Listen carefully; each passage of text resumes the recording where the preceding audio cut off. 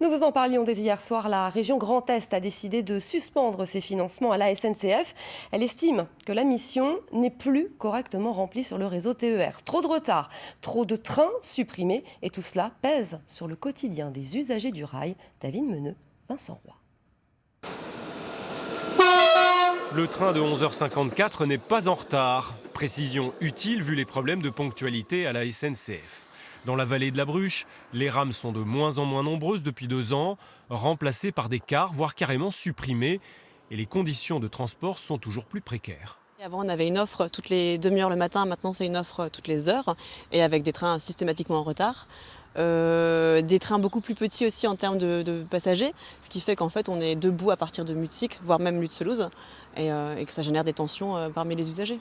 Dysfonctionnement quasi généralisé. Problème dû au Covid avance la SNCF, au recrutement des conducteurs, à la maintenance, à des rames retirées de la circulation. On nous parle de 14 rames immobilisées pour amiante, on nous parle de 3-4 rames immobilisées pour choc, on nous parle de rames aussi immobilisées pour un boîtier qui a de la corrosion. Les associations d'usagers ont fait le bilan, services dégradés quasiment partout en Grand Est et surtout en Alsace.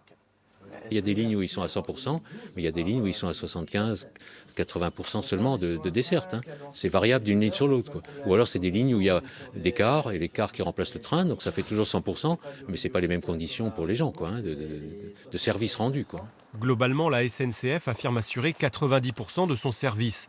Ce n'est pas ce qui avait été promis à la région Grand Est, qui suspend ses financements jusqu'à nouvel ordre. Nous avons provoqué un choc d'offres depuis le 1er janvier. Il y a des trains supplémentaires, il y a une fréquence supplémentaire et nous voulons aller encore au-delà. Eh bien, il faut qu'un industriel de la force de la SNCF puisse répondre à son engagement. Ou alors il fallait dire au départ qu'il n'était pas en capacité de le faire. La région verse près de 500 millions d'euros chaque année à la SNCF pour les TER. Pas de paiement sans retour à la normale, a priori pas avant l'été.